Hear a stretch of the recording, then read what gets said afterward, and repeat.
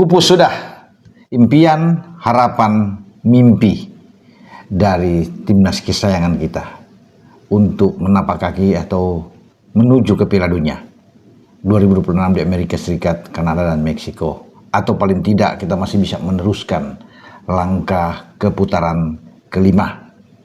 Kita gagal, itu dipastikan setelah pada dini hari tadi, ya, Sabtu malam waktu setempat, tapi kita sudah masuk di hari Minggu, hari ini. Tim asuhan Patrick Kluivert harus mengakui keunggulan Irak. Kita memang kalah tipis 1-0.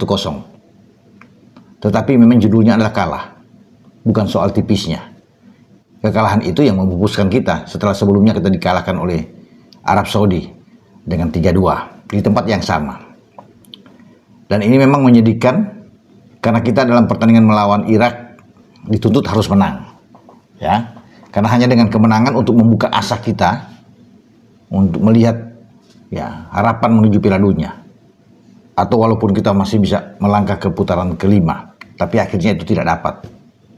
Gol sematawayang Irak yang diciptakan menit 76 oleh Zidane Iqbal, rekan setim dari Miliano Jonathans dan Ivar Jenar di FC Utrecht ini, memastikan kemenangan Irak yang nantinya akan bertarung dalam pertandingan hidup mati tentunya, memperebutkan tiket menuju ke putaran final Piala Dunia 2026 pada tanggal 14 yang akan datang.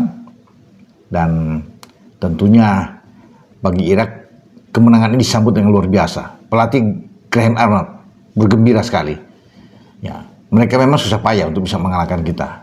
Ada satu kesempatan akhirnya dimanfaatkan dengan baik oleh Zidane Iqbal, membuat Martin Pas ya yang berusaha untuk menjangkau bola, teman-teman sudah pasti menyaksikan, gagal dan dia agak mencak-mencak, marah-marah karena tidak bisa menutup pergerakan dari Iqbal. Di sana banyak pemain kita juga yang ada di jantung pertahanan, ada Rizky Ridho tentunya, ada Kevin Dix, banyak, ada Jai, semua di situ. Tapi akhirnya individual dari Iqbal ini yang dengan tembakan kaki kiri ini mengingatkan gol balasan Arab Saudi ketika kita unggul penalti dengan Kevin Dix, dan kemudian Saleh bisa menyamakan kedudukan ya dengan gaya seperti itu ke pojok kiri gawang Martin Pas. Ya, Ichas juga marah-marah dengan gol ini. Tapi sudah terjadi, teman-teman. Ya, Patrick Kluivert di akhir pertandingan menitikkan air mata, menangis. Tentunya ada penyesalan di sini. Tetapi itu harus diterima dengan jiwa besar. Ya, sudah sampai ke fase ini saja sudah bagus sebenarnya. Kita bersyukur ada di putaran keempat. Cuma momentum ini kita tidak mampu memanfaatkan dengan baik. Di saat peluang itu ada. Sejak di putaran ketiga sampai kita melangkah ke putaran keempat, ya banyak drama-drama yang terjadi tentunya, ya dengan pemecatan STY diganti dengan Patrick Kluivert, banyaklah hal-hal seperti itu. Kemudian ada kontroversial di Bahrain ketika kemenangan sudah di depan mata kita, ya di putaran ketiga akhirnya gagal karena wasit Ahmed Al-Kaf dari Oman menambah durasi waktu. Kalau kita menang, seandainya di sana itu peluang untuk bisa lolos, ya itu bisa kita dapatkan. Apalagi setelah dari Bahrain kita bisa menang melawan Cina, itu akan lebih bagus tentunya. Tapi itu hanya flashback aja ya, sudah terjadi, sudah ke belakang. Sekarang kita harus menatap ke depan, ya tentang bagaimana nasib dari pelatih Patrick Kluivert. Apakah PSSI akan tetap meneruskan, ya karena dia akan sampai pada 2027, atau ya mengevaluasi dan puncaknya memperhentikan. Ya, semua tergantung dari PSSI. Ya, semua di sana akan tentunya dibahas bersama di rapat Exco dan ada keputusan ya bersama dengan Ketua Umum PSSI. Dua pertandingan dilalui dengan starting 11 yang saya pikir tidak begitu menyejukkan hati kita, terutama melawan Arab Saudi. Kita sudah tahu bersama lah teman-teman, sudah banyak diperbincangkan, banyak dibahas dengan keganjalan-keganjalan yang ada di starting 11 yang akhirnya membuat kita kalah ya lawan Arab. Ya. Padahal peluang menang ada di situ sebenarnya terbuka sekali. seandainya Kluivert itu bisa memilih menaruh orang-orang yang tepat, paling tidak di starting 11 ya untuk babak pertama. Itu yang paling penting. Tapi ya sudah terjadi. Kesalahan dari Yaakob Seyuri sudah menahan pergerakan dari Firas Alburaikan menghasilkan penalti, juga dari sisi sebelah kanan Yaakob juga yang gagal menahan pergerakan dari Firas yang terjadi gol ketiga. Ya itu menjadi adegan-adegan yang kita lihat sepanjang laga melawan Arab. Ya. Kemudian starting 11 melawan Irak. Ya. Sebenarnya sudah membaik. Sudah oke, lini tengah kita lebih bagus. Ya. Tapi lagi-lagi Ole tidak dimainkan dari awal. Saya tidak tahu apakah keputusan ini dilakukan dengan mendahului Mauro Silstra yang sebenarnya belum begitu bisa beradaptasi dengan tim yang ada sekarang. Kalau toh Ole masuk di babak kedua, ya menggantikan Mauro, lebih baik dia masuk di babak pertama aja. Babak kedua dia diganti. Tapi yang kita perlu adalah bagaimana Ole bisa menciptakan peluang dan menghasilkan gol. Karena itu yang kita nantikan dengan Ole. Starting 11 di depan juga kita bisa melihat ya, ada Eliano Reinders bermain di sana. Juga ada kakak Ricky Kambuaya juga ikut bermain dengan Mauro Silstra. Jadi bukan pemain-pemain utama. Ragnar oke, tapi masuk ke babak kedua. Demikian juga dengan Ole Romane yang masuk ke babak kedua. Di gelandang saja yang saya pikir ini agak oke. Kembalinya Tom Hai untuk bermain dengan Joe Pelupesi, chemistry-nya dapat. Di babak pertama kita lebih enak bermain. Luar biasa penguasaan bola kita tinggi. Ya, walaupun belum ada on target di antara kita dan Irak, tapi kita banyak menembak dengan 6 tembakan. Ya, tapi di babak kedua ya tidak bisa bikin apa-apa. Dari 9 tembakan kita hanya 1 on target. Dari Kevin Dix yang membuat on target itu. Ya, Irak sendiri dengan 7 tembakan, percobaan tembakan mereka 2 on target. Ya, 1 menghasilkan gol. Penguasaan bola kita sebenarnya bagus, ya 56%, sementara Irak dengan 44%, tetapi itu percuma. Ya, itu hanya angka-angka saja, walaupun kita unggul, tapi hasilnya adalah kita tersisi, Irak yang menang. Ya, dan sekarang ya PSSI harus bisa melihat ya untuk bagaimana berproses ke depan, karena kita masih akan menyambut ya pasti di Piala Dunia untuk ke 2030. Ya, itu yang paling penting dan ditargetkan oleh PSSI untuk bisa lolos.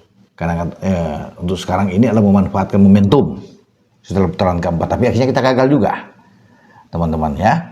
Dan apa yang dilakukan oleh Patrick Kluivert tentunya banyak dipertanyakan dalam penurunan starting 11, nama-nama pemain yang dia masukkan di dalam starting 11 itu, kemudian siapa pemain yang dicoret untuk 6 pemain yang harus duduk di tribun. Ya, itu yang kita lihat. Justin Hubner misalnya tidak ada sama sekali. Mungkin apakah ketika unggahan dia yang mengkritik Kluivert ketika dia tidak dimainkan sama sekali di pertandingan awal melawan Arab Saudi, itu yang menjadi pemicu sehingga Justin Hubner dicoret tidak ada dalam base. Ini kan yang mengagetkan juga buat saya. Kalau sebelumnya Nathan Choi yang mengagetkan, tidak ada di bench. Padahal kita perlu gelandang yang bagus. Itu yang membuat kita kalah dengan Arab Saudi di posisi tengah. Tapi dengan Irak kita bagus sebenarnya. Terutama di babak pertama kita lebih menguasai dengan mereka. Gelandang-gelandang kita begitu hidup. Tom Hai, Verdong yang didorong ke tengah, ini top. Ya, kombinasi 3 pemain dengan Joe Pelupesi. Itu yang membuat Irak tidak berkutik sama sekali, walaupun mereka punya Resan Razat yang dimainkan, ada Kevin yang Yaakob juga ikut dimainkan ya, Ibrahim Bayes ya ada di sana, tapi itu tidak mampu. Nanti di babak kedua kita nampaknya mulai kendur ya, menurunkan tempo itu menurun dan Irak mengambil alih permainan di babak kedua untuk bisa memaksakan adanya gol sebelum ada gol di menit ke-76 dari Iqbal ya, dan tetap bermain dengan 4 back. Kali ini Kevin Dix bergerak ke kanan dan Rizky Ridho tampil bagus sebenarnya bersama dengan Jai Itzes. Ya, Ridho mengemban tugas dengan sangat baik. Ya, walaupun tidak dimainkan di pertandingan pertama lawan Arab, tapi dia oke lah kalau bisa saya katakan dengan Itzes. Dean James ada di kiri. Verdong bermain oke, luar biasa memang anak Aceh ini bermain di tengah. Cuma sayang kombinasi di depan itu yang saya rasa Miliano tidak dimainkan dari awal, nanti masuk di babak kedua. Itu juga perlu dipertanyakan, padahal kita perlu kecepatan di sisi ini di flank. Di mumpung babak pertama kita lebih menguasai dan peluang itu ada, memang harus digeber sejak babak pertama ya. Tapi di babak kedua kelihatan kan menurun sekali. permainan kita. Tapi apapun itu kita tetap menghargai perjuangan yang sudah dilakukan oleh Jaisyah dan kawan-kawan. Itu top, sudah berjuang ya, apapun hasilnya ya, kita kalah, kita tersisih, tapi kita harus apresiasi. Sudah berusaha ya di lapangan.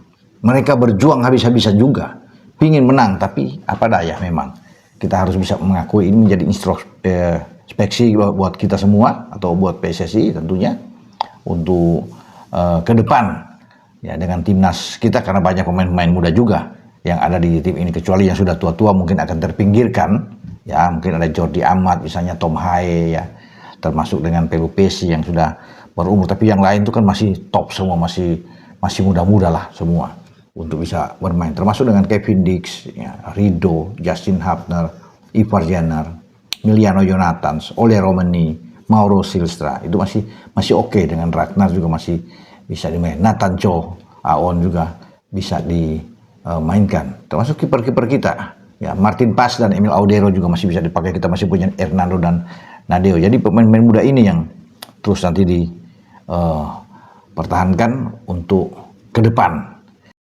Ya, itulah tadi teman-teman ulasan dari Bung Ropan tentang kekalahan timnas Indonesia versus Irak ya di laga terakhir dengan skor 1-0 yang membuat kita untuk memupus harapan untuk tampil di Piala Dunia 2026, baik sebagai juara grup ataupun runner up yang untuk melaju ke ronde kelima, tetapi itu telah pupus semua ya teman-teman. Dan ya, kita sebagai rakyat Indonesia tetap mendukung timnas Indonesia kita, meskipun kita kecewa dengan hasil yang didapat, tetapi semangat kita tidak pernah pupus untuk membela timnas Indonesia. Dan dini hari tadi ya, keputusan wasit yang menurut saya sangat-sangat merugikan timnas Indonesia. Wasit China ini yang bernama Manning membuat kita terganjal di pertandingan tersebut karena beragam kontroversialnya terhadap pelanggaran-pelanggaran Irak yang tidak digubris oleh wasit tersebut. Dan apabila kalau kita melakukan pelanggaran, kita gampang banget ya teman-teman mendapatkan kartu kuning, tetapi pemain Irak jelas-jelas menendang Kevin Dix tetapi tidak diberikan kartu pelanggaran, apalagi mengecek VAR. Dan ini membuat saya pertandingan dini hari tadi betul-betul membuat saya kecewa terhadap pemimpin wasit Ahmad Al-Ali yang dicurigai akan berbuat curang, tetapi justru wasit asal Cina ini yang membuyarkan harapan kita. Meskipun kita harus move on ya teman-teman terhadap laga-laga ke depan karena masih ada Piala Asia. Tetapi ya, kita sampai di sini perjalanan kita. Oke, sekian dan terima kasih. Salam sepak bola.